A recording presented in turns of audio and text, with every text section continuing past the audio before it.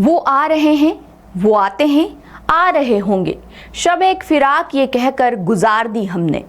फैज अहमद फैज जब इस शेर को लिख रहे थे तब क्या उनके मन में ये आया होगा कि एक दिन मध्य प्रदेश में ओबीसी आरक्षण का मामला तूल पकड़ेगा?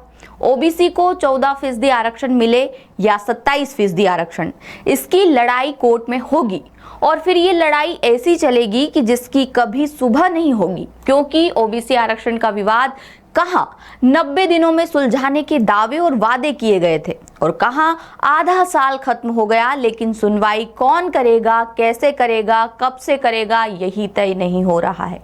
अब देखिए ना, 15 जून को जहां ओबीसी आरक्षण का मामला जबलपुर हाईकोर्ट में लिस्ट ही नहीं था, लेकिन 10 सूत्र की खबर के बाद जैसे तैसे लिस्ट तो हुआ, पर 16 जून को भी सुनवाई आगे नहीं बढ़ सकी और अब तो पूरी प्रक्रिया बदलने की नौबत आती दिखाई दे रही है। 19 फरवरी 2026 को सुप्रीम कोर्ट ने ये निर्देश दिए कि हाईकोर्ट मामले का निपटारा 90 दिनों में करे। इसके बाद जो फास्ट ट्रैक सुनवाई तय की गई वो भी टलती रही। बीच बीच के कुछ दिनों में आरक्षण के विरोध में पक्ष रखने वाले अधिवक्ताओं ने कई घंटे अपना पक्ष रखा, लेकिन अब वो पूरी बहस बिल्कुल नए सिरे से दोबारा होगी।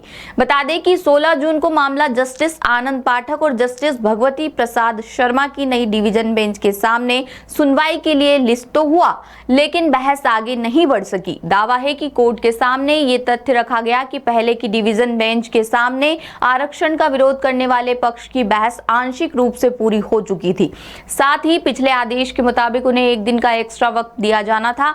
इसके बाद आरक्षण के समर्थक पक्ष को अपनी दलीलें रखनी थी। सुनवाई के दौरान नई डिवीजन बेंच ने साफ संकेत दिए कि परिस्थितियां अब पूरी तरह बदल चुकी हैं। कोर्ट ने माना कि जिस खंडपीठ के सामने पहले आंशिक सुनवाई हुई थी, उसकी जगह अब नई बेंच बैठ चुकी है। ऐसे में तथ्यों का सामने आना जरूरी है, इसलिए पूर्व मुख्य न्यायाधीश की बेंच के सामने हुई आंशिक सुनवाई का कोई मतलब नहीं रह जाता और अब सुनवाई बिल्कुल नए सिरे से होगी। यानी इस तरह से समझे कि पक्षकारों को दोबारा अपनी दलीलें रखनी होंगी, साथ ही पूरा मामला फिर से सुना जाएगा। अब हाईकोर्ट ने मामले को 24 जून के लिए लिस्ट किया है।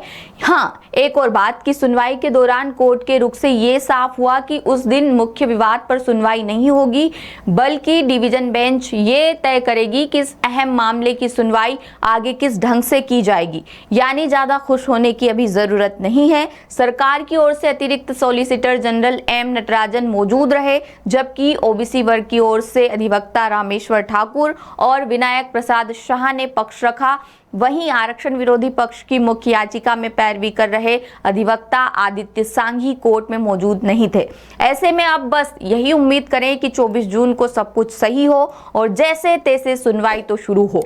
फिलहाल आप इस मामले को लेकर क्या सोचते हैं, कमेंट करके जरूर बताएं। ये खबर आपके लिए जबलपुर से हमारे विशेष संवाददाता नील तिवारी लेकर आए थे। लेटेस्ट, इन्वेस्टिगेटिव और इन डेप्थ खबरें देखने के लिए ज्वाइन कीजिए द सूत्र का व्हाट्सएप चैनल, सब्सक्राइब कीजिए यूट्यूब चैनल, लाइक कीजिए फेसबुक पेज और पढ़ते रहिए www.daसूत्र.com।